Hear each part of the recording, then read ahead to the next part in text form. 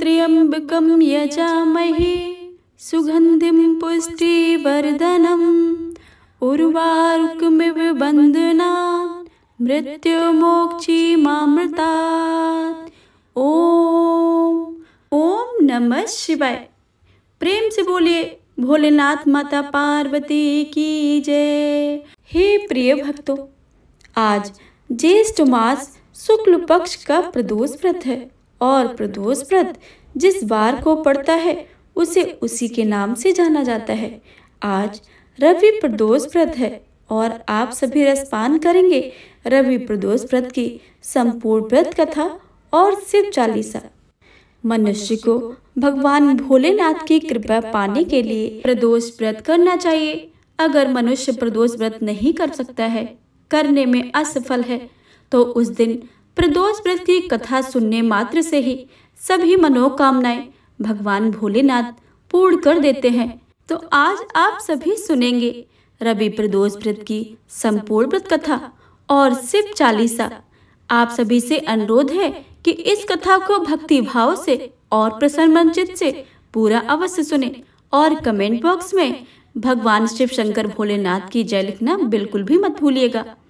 भगवान भोलेनाथ की आप सभी पर कृपा सदा सर्वदा ही बनी रहे। तो आइए सुनते हैं रवि प्रदोष व्रत कथा। प्रेम से बोलिए शिव शंकर भोलेनाथ की जय। एक समय सर्व प्राणियों के हितार्थ परम पावन भागीरथी के तट पर ऋषि समाज द्वारा विशाल गोष्ठी का आयोजन किया गया। विद्वान ऋषियों की एकत्रित सभा में व्यास जी के परम शिष्य पुराण वेता सूत जी महाराज हरि कीर्तन करते हुए पधारे। सूत जी को देखते ही सौनिक आदि 88,000 ऋषि मुनियों ने खड़े होकर दंडवत प्रणाम किया। महाज्ञानी ने सूत जी ने भक्ति भाव से ऋषियों को हृदय से लगाया तथा आशीर्वाद दिया। विद्वान ऋषिगण और सभी शिष्य आसन पर विराजमान हो गए। मुनिगण विनीत भाव से पूछने लगे कि हे परम दयालु, कलिकाल में शंकर की भक्ति किस आराधना द्वारा उपलब्ध है, हम लोगों को बताने की कृपा कीजिए, क्योंकि कलियुग के सभी प्राणी पाप कर्म से रत रहकर वेद शास्त्रों से विमुख रहेंगे। दीन जन अनेकों संकटों से त्रस्त रहेंगे। हे श्रेष्ठ मुनि, कलिकाल में सत्कर्म की ओर किसी की रुचि नहीं होगी। जब पुण्य क्षीण हो जाएंगे तो मनुष्य की बुद्धि असत कर्मों की ओर खुद ब खुद प्रेरित होगी, जिससे दुर्विचार पुरुष वंश सहित समाप्त हो जाएंगे। इस अखिल भूमंडल पर जो मनुष्य ज्ञानी होकर ज्ञान की शिक्षा नहीं देता, उस पर परम पिता परमेश्वर कभी भी प्रसन्न नहीं होते। हे महामुनि, ऐसा कौन सा उत्तम व्रत है जिससे मनवांछित फल की प्राप्ति होती है? आप कृपा करके मुझे बतलाइए। ऐसा सुनकर दयालु हृदय जी सूत जी महाराज कहने लगे कि हे श्रेष्ठ मुनियों तथा सौनिक जी, आप धन्यवाद के पात्र हैं। आपके विचार सराहनीय एवं प्रशंसनीय हैं। आप वैष्णव अग्रगण्य हैं, क्योंकि आपके हृदय में सदा परहित की भावना रहती है। इसलिए हे सौनिक आदि ऋषियों, सुनो, मैं उस व्रत को तुमसे कहता हूँ जिसके करने से सब पाप नष्ट हो जाते हैं।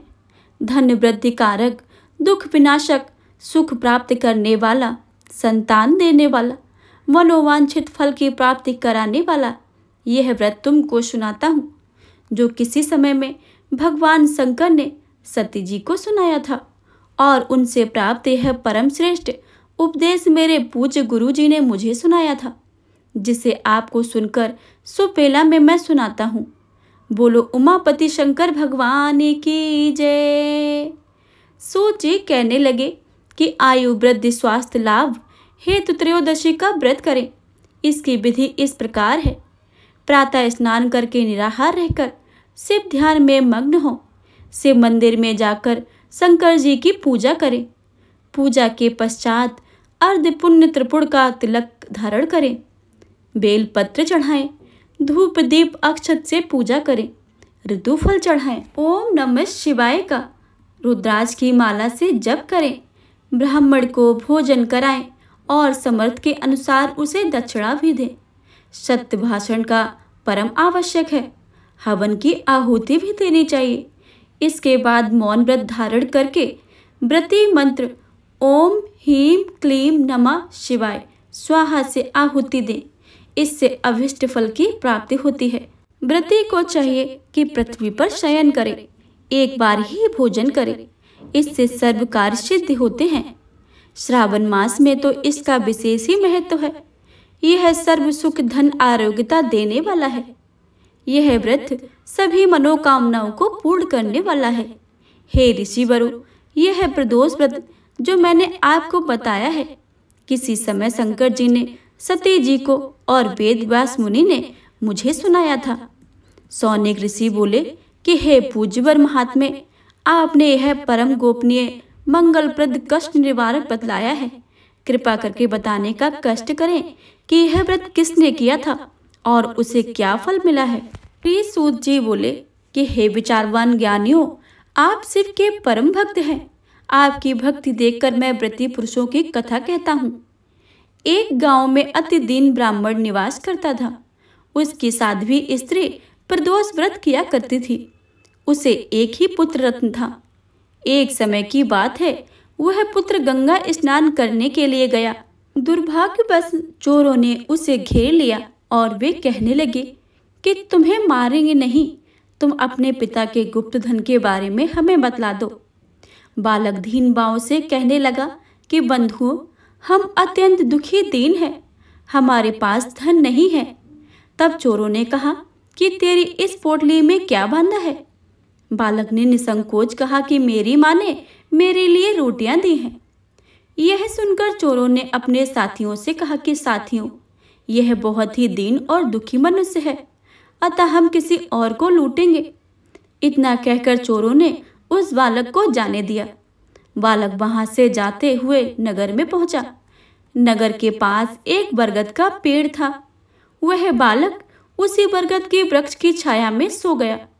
उसी समय उस नगर के सिपाही चोरों को खोजते हुए बरगद के वृक्ष के पास पहुंचे और बालक को चोर समझकर बंदी बनाकर राजा के पास ले गए। राजा ने उसे कारागार में बंद करने का आदेश दे दिया। ब्राह्मणी का लड़का जब घर नहीं लौटा तब उसे अपने पुत्र की बड़ी ही चिंता हुई। अगले दिन प्रदोष व्रत था। ब्राह्मणी ने प्रदोष व्रत किया और भगवान शंकर से मन ही मन अपने पुत्र की कुशलता की प्रार्थना करने लगी। भगवान शंकर ने उस ब्राह्मणी की प्रार्थना स्वीकार कर ली। उसी रात भगवान शंकर ने उस राजा को स्वप्न में आदेश दिया कि वह बालक चोर नहीं है, उसे प्रातःकाल छोड़ दें, अन्यथा तुम्हारा सारा राज वैभव नष्ट हो जाएगा। प्रातःकाल राजा ने शिव के अनुसार उस बालक को कारावास से मुक्त करा दिया। बालक ने अपनी सारी कहानी अपनी माता को सुनाई और राजा को सुनाई।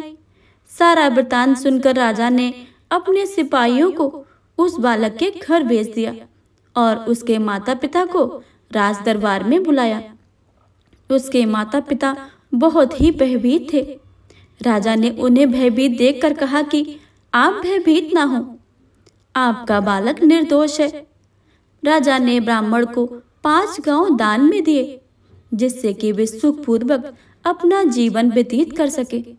इस तरह ब्राह्मण आनंद से रहने लगे। शिव जी की दया से उनकी सभी दरिद्रता दूर हो गई। जो भी मनुष्य रवि प्रदोष व्रत को करता है और उसकी कथा को पढ़ता है, सुनता है या कहता है, वह सुखपूर्वक और निरोगी होकर अपना पूर्ण जीवन व्यतीत करता है। तो प्रेम से बोलिए शिव शंकर भोलेनाथ की जय, माता पार्वती की जय।